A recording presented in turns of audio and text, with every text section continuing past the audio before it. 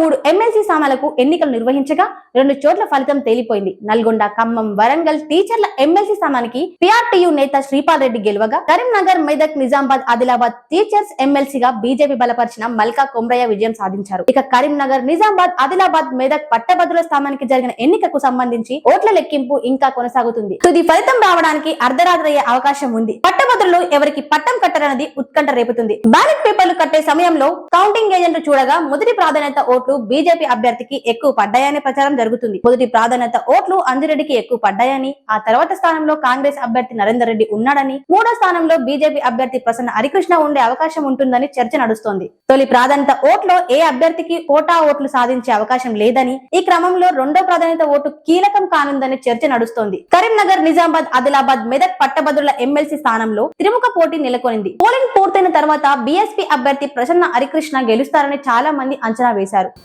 Ballot బ్యాగ్లు తెరిచి చూస్తే మాత్రం ప్రసన్న హరికృష్ణ మూడో స్థానానికి పరిమితమయ్యే అవకాశం ఉన్నట్లు తెలుస్తోంది. ఆదిలాబాద్, నిజామాబాద్ జిల్లాలకు సంబంధించి మొదటి ప్రాధాన్యత ఓట్లు బీజేపీ అభ్యర్థి అంజిరెడ్డికి పడినట్లు తెలుస్తోంది. కరీంనగర్ లో ఎవరు ఎక్కువ ఓట్లు సాధిస్తే వారికి విజయాలు ఎక్కువగా ఉండే ఛాన్స్ ఉంది. మొదటి ప్రాధాన్యత ఓట్ల లెక్కింపు పూర్తయ్యే సమయానికి ప్రసన్న హరికృష్ణ మూడో స్థానంలో ఉంటే ఆయన ఎలిమినేషన్ ద్వారా విజేత తేలే అవకాశం ఉంటుంది. అలా కాకుండా కాంగ్రెస్, బీజేపీ అభ్యర్థుల్లో ఎవరైనా 2-3 స్థానాల్లో ఉంటే మూడో స్థానంలో ఉన్న అభ్యర్థి ఎలిమినేషన్ ద్వారా విజేత తేలే అవకాశం ఉంటుంది. కరీంనగర్, నిజామాబాద్, ఆదిలాబాద్, మెదక్ పట్టభద్రుల స్థానంలో కాంగ్రెస్ అభ్యర్థి నరేందర్ రెడ్డి, బీఎస్పీ అభ్యర్థి ప్రసన్న హరికృష్ణ మధ్య పోటీ ఉంటుందని భావించారు. బీజేపీ అభ్యర్థి అంజిరెడ్డికి గణనీయంగా ఓట్లు వచ్చే అవకాశం ఉన్నప్పటికీ మూడో స్థానంలో ఉండవచ్చని అంచనాలు వెలువడ్డాయి. కానీ ఎవ్వరు ఊహించని విధంగా బీజేపీ, కాంగ్రెస్ మధ్య పోటీ ఉందని, ఈ ఇద్దరు అభ్యర్థుల్లో ఎవరైనా గెలిచే అవకాశాలున్నట్లు తేలిపోయింది. ప్రభాత సూర్యుడు జాతీయ తెలుగు దినపత్రిక.